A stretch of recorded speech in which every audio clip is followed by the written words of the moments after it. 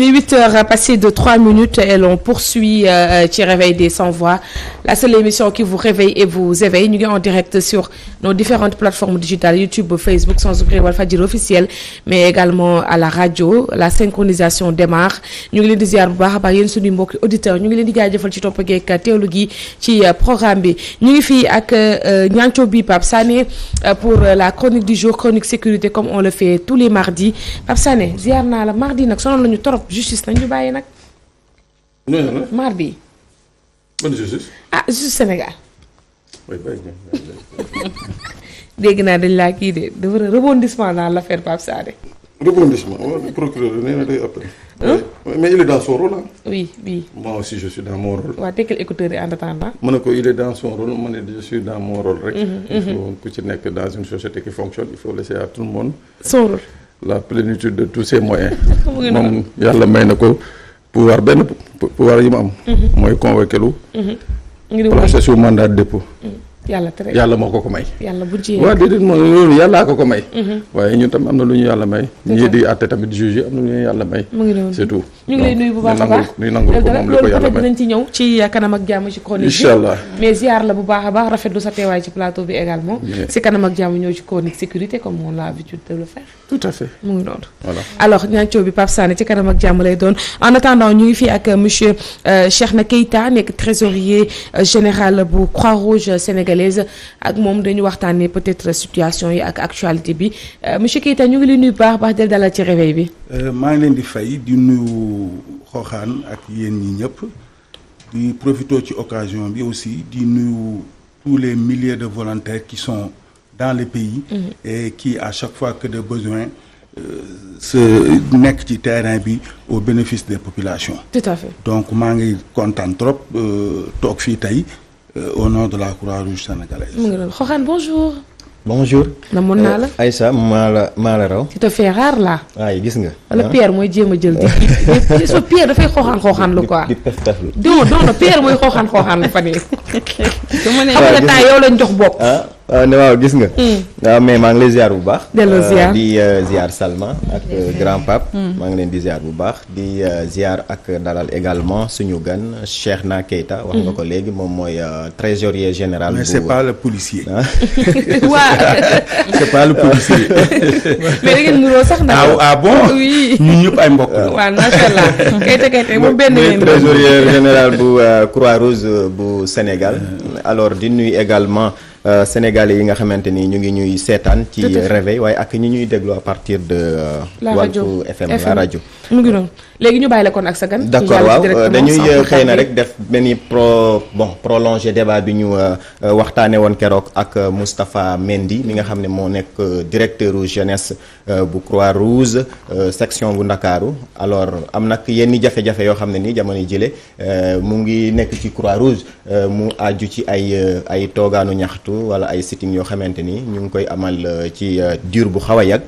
alors mu am nag ay jafe-jafe yoo xam ne ni moom la ñuy ñaxtu mu bokk ci jafe-jafe yooye li nga xamante ni jàpp nañ ne comité départementaux yi élection yi ñu ci war a amal dafa am ci seen i kàddu ñoom liggéeykat yi ne dafa am 6 départements yoo xamante ni présidente bu Croix-Rouge bu Sénégal madame Bafouba dafa gantal seen élection yooyu ñu bëggoon xam rek lan moo ci position wu Cheikhna Keita nga xamante ni xëy na mu ngi faree ci direction bu Croix-Rouge.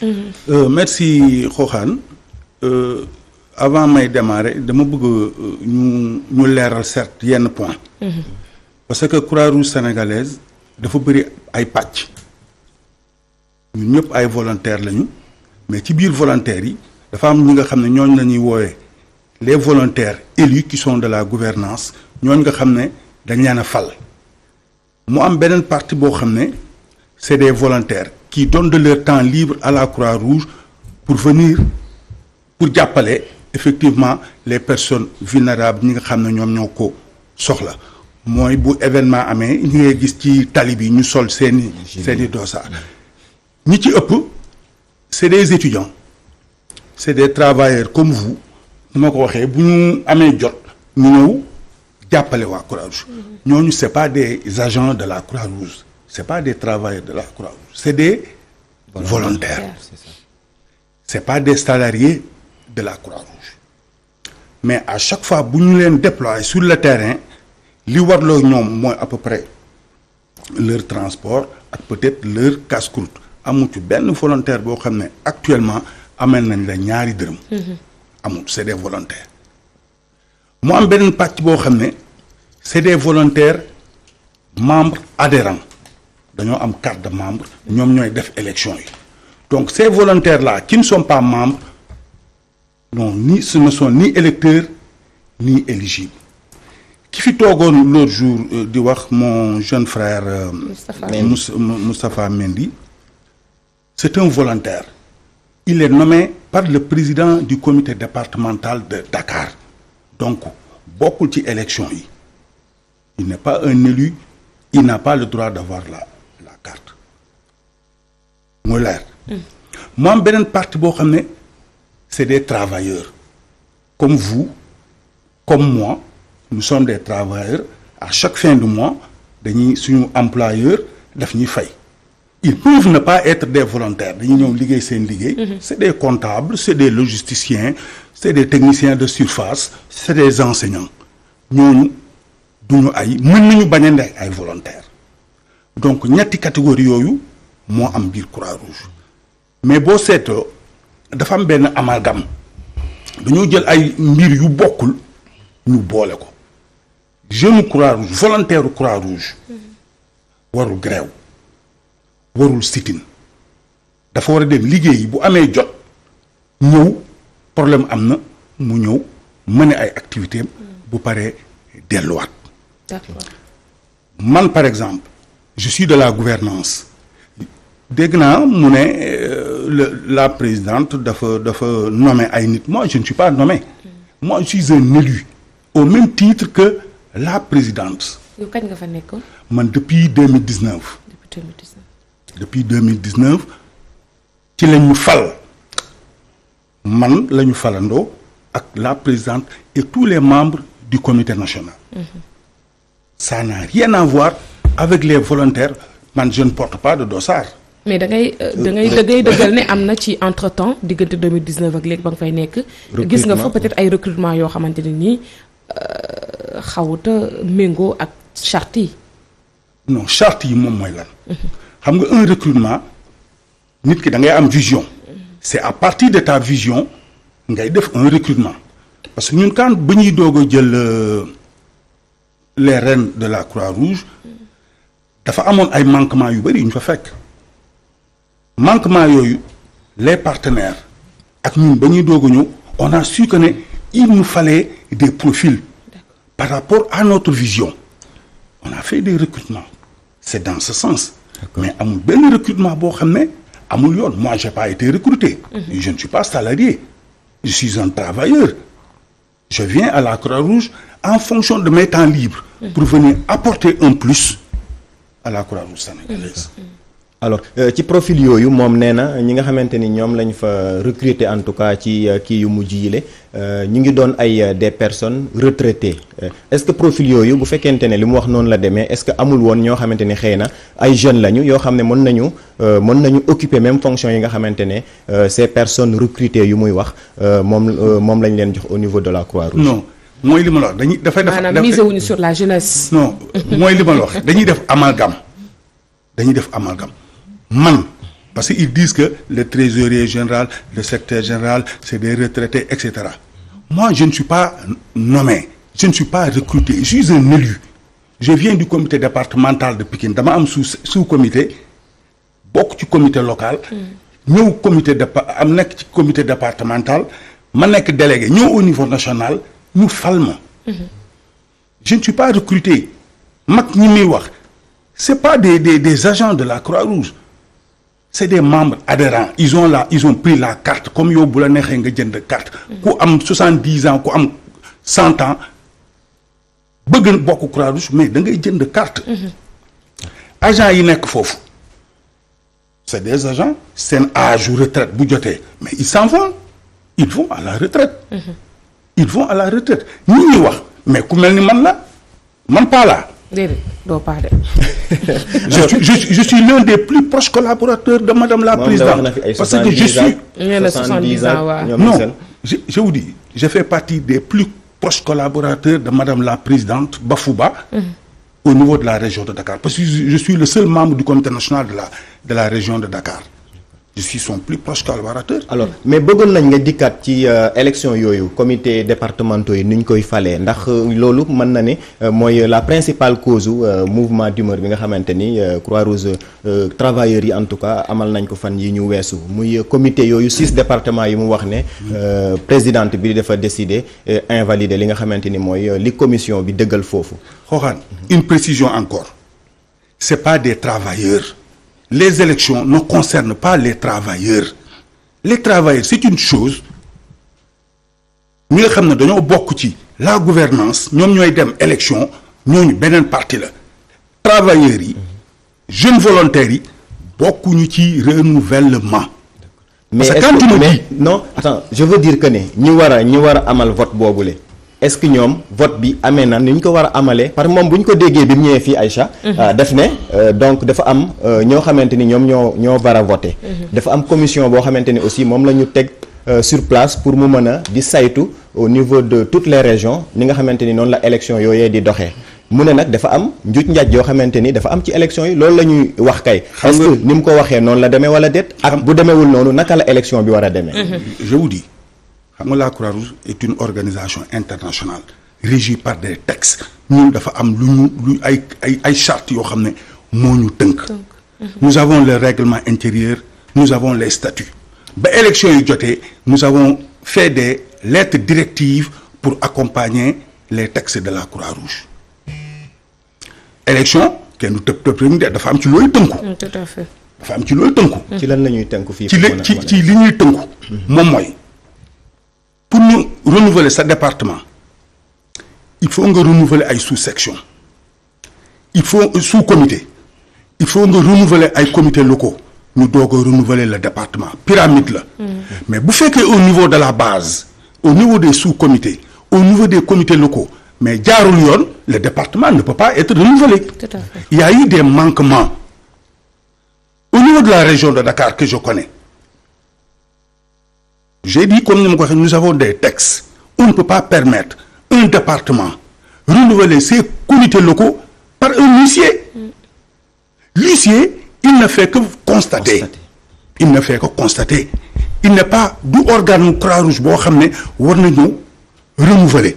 On leur a dit, effectivement, on ne peut pas renouveler votre département parce que tout simplement, le processus au niveau de la base, baaxul. Une délégation dem na foofu pour renouveler les comités locaux mu am histoire man mi maa fa demoon. mu am histoire, j'ai failli être agressé. Ils voulaient me faire passer par une porte dérobée. Moi, je suis un responsable. Je ne passe pas par une porte dérobée. Ensuite, je suis retourné. On devait programmer un jour pour nous renouveler. Entre-temps, ils ont commis un huissier pour me renouveler. Il ne faut pas que nous baillons l'eau, parce que eux, beneen instance, des outils, ay huissier pour nous l'eau, de reprocher.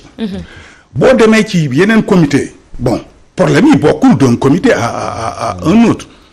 Je prends comme ça, au pif, tu prends un autre comité, le secrétaire général d'un comité, il est nommé par son président.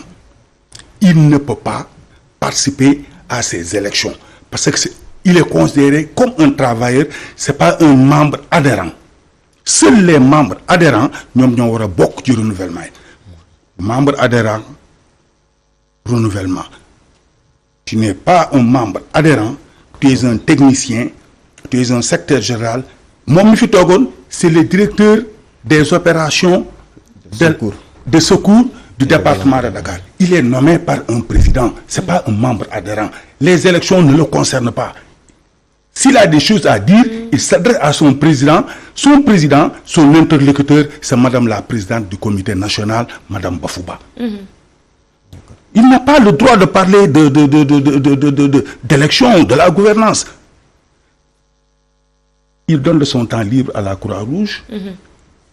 Wax deug fa man ab volontaire duma gréw nañ wax deug d'accord gis nañu également ci débat bi ñu fi amal ba léegi travailleurs yi nee nañu madame la présidente Bafouba dafay amal gestion boo xamante ni dafa xaw a lalu ci wuruj ndax annoncé nañu sax ay du matériel boo xamante ni jaay nañu ko ci loo xamante ni conseil d'administration bi joxewul avalam est-ce que loolu mën nga koo dëggal est-ce que am na. bon xam nga xam nga bu ñu waxee gestion nébuleuse il faut qu'il mette un contenu dans la gestion nébuleuse man maay trésorier général Croix-Rouge je suis le responsable de tout le matériel immobilier de la Croix-Rouge sénégalaise. Et vous êtes mieux placé à répondre je suis mieux placé à répondre par rapport à cette question. ñun ba ñuy ñëw en réalité li ñuy wax naan ay oto yu ñu jaay c'est pas des véhicules bu fekkee xam ngeen Croix-Rouge derrière au bord de la mer dafa amoon ay épave yu nekkoon foofu géej gi déjà daf ko lekk ba nga xam ne dafa yàqu ñun conseil secrétariat général bi nga xam ne moo ñu faloon ci directive yi ñu bokkoon yi ñu joxoon dafa bokkoon que ne épave yooyu ñu jëlee ko fa quand je suis arrivé le secrétaire général sortant d'ailleurs c'est lui qui avait j'ai le mail c'est lui qui avait fixé avec le service logistique les prix yu ñu waroon a jaayee épave yooyu mais quand je suis venu on n'a pas trouvé un manuel de procédure à la Croix-Rouge sinon benn document bu 28 pages lañ fa fekk on a produit un manuel de procédure de 400 pages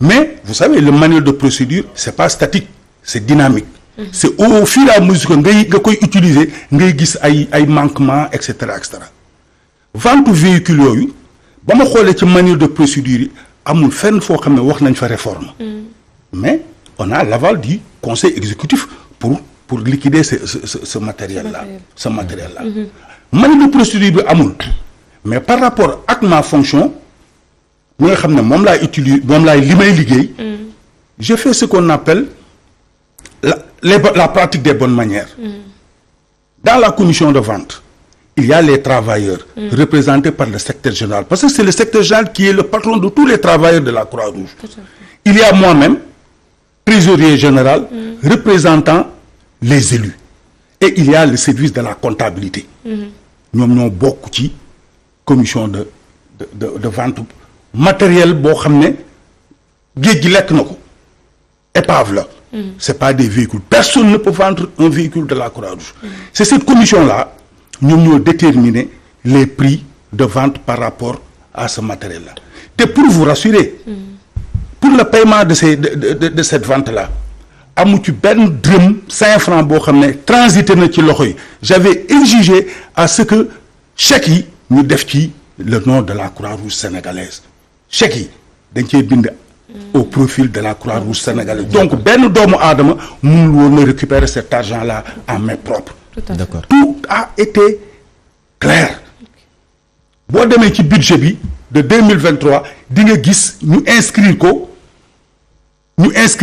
ci budget bi donc d'accord alors ci gestion boobu ñuy duppee gestion bu xaw a lëndëm gestion nébuleuse wax nañu ne présidente bi dafay joxe des marchés gré à gré mu mel ni confection blouse yi nga xamante ni benn doomam moom la ko attribué est-ce que loolu également ban tontu ngeen di indi ci poñ xooxaan alors que nee nañu sax blouse yi amul benn qualité xooxaan vraiment nañu respecter nit ñi vous savez le niveau de responsabilité que nous avons on ne prendrait jamais le risque de donner un marché à la fille de la présidente c'est pas vrai la présidente ne fait pas partie de la commission d'attribution bokku ci ce sont ces travailleurs-là ñoom ñooy présider ces commissions-là ñoom ñooy attribuer ces marchés le niveau de responsabilité may ñuy jël un marché di ko jox doomu présidente c'est des allégations. waaw léegi defarum blouse yi nu mu retrouver ci doomu njiit li. blouse yi xam nga mënuñu ko créer quand même loolu c'est une histoire qui existe. xam nga blouse yi commande bi fan la jóge Dubaï lañ ko commandé jógewul sax Sénégal. D'accord. Dubaï lañ ko commandé. mais mën nañ ko commandé Dubaï quand même te doomu sénégalais commandé ko wala mu dem wuti ji ko à partir de Dubaï. Xooxaan je vous rassure. D'accord. Je vous rassure que la fille de la présidente n'a rien à voir avec ces blouses. D'accord. ñu yorul atelier tailleur yorul atelier confection nan lañ koy joxee. moom elle travaille à l'instance wala. non du tout. du tout elle travaille pas à la Croix-Rouge. alors ñu wax ci leneen gis nañu également travailleurs yi am na ci ñu ci des bon ñu ci toog ay des mois disons ci seeni kaddu 5 à 6 mois yoo xamante ni percevoir ñu seen salaire. Je voudrais vraiment profiter de l'occasion pour masawu leen parce que c'est vrai c'est très difficile nañ ko xool suñu bopp rek un père de famille qui reste 4 mois sans salaire c'est pénible c'est difficile. Loolu nag du c'est pas conjoncturel c'est structurel. C'est pas la première fois ngeen dégg problème yooyu à la Croix-Rouge depuis Siga Sey Coulibaly jusqu'à nos jours parce que Croix-Rouge moyens yi ñu ngi koy jëlee moyens yi nga xam moom la ñu fayee nos agents il y a la subvention de l'État il y a il y a la subvention de l'État il y a les recettes de nos écoles foofu ñun loolu rek la ñu am ci moyen ba ñuy budgétiser cette année l'État c'est l'occasion de remercier très vivement le président de la République qui nous a aidé à recruter 25 enseignants xeebuñu ko sur un effectif agent au Croix-Rouge ça fait 100 et 115 état bi recruter ñu 25 donc 25 yooyu yëpp ñu ngi jot seen salaire mais il y a eu un déficit parce que budget recette la ak dépense mais malheureusement cette année recettes yi ñoom ñoo conséquent wul parce que le président de la République dafa joxoon ay instructions pour que ñu yokk le budget de la subvention de la Croix-Rouge à 50 millions mais malheureusement on n'a pas reçu loolu nga xam ne directive yoo nga xam ne président de la République moom la joxe woon déficit boobu nag moom moo ñu topp en fin de budget mais lii du lu fi bees ñun ba ñuy jël ci Croix-Rouge on savait que la Croix-Rouge dafa am ay problèmes les recettes de la Croix-Rouge les recettes propres de la Croix-Rouge doyul on avait une vision on est venu avec une vision la vision moom moo doon lan gis nga fi ñuy wax naan oto yi ñuy jaay li tax sax oto yi ñu évacuer ko épave yooyu ñu évacuer parce que terrain boobu dañoo amoon un projet de construction d'immeuble bu doon permettre à la Croix-Rouge d'être autonome financièrement mais malheureusement pour des problèmes administratifs le financement est là tout est là mais pour les problèmes administratifs on n'a pas pu réaliser ça. D'accord. Alors est-ce que bon disons ci manque de ci retard salaire yooyu.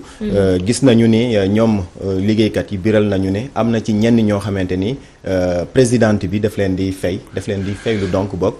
par billetage ak yi ni mel. xam nga aussi comme yaa ngi fi toog. il faut que nga indi ci ay leeral en quelque sorte. c'est le trésorier général également. question de nébuleuse de xaalis question de ñu am la ko yow. ñu teg yooyu yëpp ci am na ci ñoo xam ne moo tax may reetaan. et puis on dira pas que nous ne sommes pas équilibrés parce que dañu woo waa Croix ñu wax yéen aussi ñu jox leen. man je pense que il faut être sérieux c'est pas le trésorier général qui fait les salaires. non waxul yow. dama leen expliquer. exactement c'est pas la présidente qui fait le salaire c'est pas le trésorier général qui fait le salaire. nee na daal ay nitam la présidente bi di lijjante ñu fay leen ci suuf ñu ci des toog waaw poursuivez way c'est la comptabilité. oui ñoom ñooy defar le salaire très sincèrement il faut qu'on respecte les gens présidente c'est une maman toute préoccupation yëpp ñu ñuy def ba fay ces agents yi amul benn chef d'entreprise boo xam ne dina yor xaalis téye ko naan day xoñoñal ay travailleurs amul li ñuy wax naan dafa fay ay nit ci suuf mais waa comptabilité qui sont des agents ñoom ñooy defar salaire yi bu fay di am ñoom ñooy fay ñun on touche pas à ça dire que ne président dafay fay ay nit ci suuf vraiment c'est manque de matériel bi une toute dernière question. matériel en quoi. nee na Croix-Rouge jumtuwaay yi dafa manqué. maanaam booy xool ñoom bu ñuy dem amali seen liggéey ay matériel de soins yeeg ñoomin seen yooyu dafa manqué au niveau de la Croix-Rouge sénégalaise. bon matériel manque de matériel. waaw manque de matériel. moi je ne vis pas ça. boo demee Croix-Rouge il y a du matériel à la Croix-Rouge à chaque fois que les volontaires doivent se déployer sur le terrain yéen da ngeen leen di gis. mais est-ce que premier matériel u ambulance yi doy na tax nee na ñoom ambulance yi doyul ñi nekk ci région yi bu ñu bëggee kii dañuy mujjee bind ay bonne volonté pour ñu jàppale leen ci leen loo xamante ni dinañ ko mën a déployer wu sur le terrain. Xoxaan au moment où je vous parle la Croix-Rouge n'a même pas d'ambulance ñun ba ñuy ñëw fekk ñu fi ambulance la Croix-Rouge n'a pas d'ambulance mais bu fekkee événement am na nos partenaires dañuy tàppe ci ñoom ñu abal jo ay véhicules pour permettre. mais loolu aussi est-ce que du yeexal opération yi. parce que bu fekkee da ngeen war a dem sur le terrain fekk il faut ngeen taper sur ay partenaires le temps que procédure bi balaay oto bi ñëw. est-ce que loolu du yeexal seen liggéey bu doon gàllankoor en quelque sorte. mais nous sommes dans un mouvement. nous sommes dans un mouvement. fondement wu mouvement bi moom mooy entre on s'aide mutuellement. et vous savez la Croix-Rouge est une association reconnue d'utilité publique dans tous les pays du monde daanaka am na Croix-Rouge ou bien Croissant-Rouge. ñun xeebi ñu lu état du Sénégal di def. vous savez la subvention de l'état xam nga c'est combien 15 millions ça ne fait même pas le salaire la masse salariale d'un mois. tu vas dans la sous-région les comités des autres pays là c'est des subventions de 500 millions c'est des subventions de 700 millions nous on a 15 millions xeebuñu ko nag mais nag c'est l'occasion de demander aux autorités nañ jàppale Croix-Rouge aux bonnes volontés de jàppale Croix-Rouge à vous tous parce que Croix-Rouge yéen a ko moom na ci nit ñi dugal seen loxo na ci ñëpp jàpp parce que écoles yi suñu recette écoles yi rek yorewut Croix-Rouge. bon on a fait en tout cas jaajëfal bu baax a baax Cheikhna Keita éclaircissement yi am na solo. C'était l'occasion quand même de revenir sur cette situation ndax mënuñu woon jox rek benn partie mu wax te dégluwuñu l'autre partie. merci si leeral yi nga nekk trésorier général bu Croix-Rouge sénégalaise c'était un plaisir en tout cas de vous recevoir sur le plateau. Le plaisir est partagé. Je vous remercie parce que vous nous avez permis au moins de rétablir la vérité, la réalité. Donc je profite aussi de l'occasion pour féliciter nos lions qui se sont vraiment comportés dignement comme de vrais lions. Donc loolu laa si doon yokku te di demander encore aux Sénégalais nañu dugal seen loxo nañ dugal seen loxo si Croix-Rouge parce que ni ñu yaakaare Croix-Rouge bolide oto yu rëy yi ngeen di gis ñuy dox ci dëkk bi Dakar c'est pas la Croix-Rouge sénégalaise parce que dañ fi nekk CICR nekk fekk la fédération oto yu mag yooyu ngeen di gis moyens yu bëri yooyu ñoom ñoo ko amee ñun amuñu loolu. D'accord. ok loolu laa doon terminer. merci yàlla na topp si nopp bañ a topp si nopp ku tax jërëjëf yow tamit Xoxandong sujet bi amati na solo c'est pertinent nañ ci dikkaat incha allah prochainement jaajëfal bu baax a baax yi ñuy topp duñu teewlu également sur la rajo léegi-léegi dañuy ñëw ci la chronique du jour.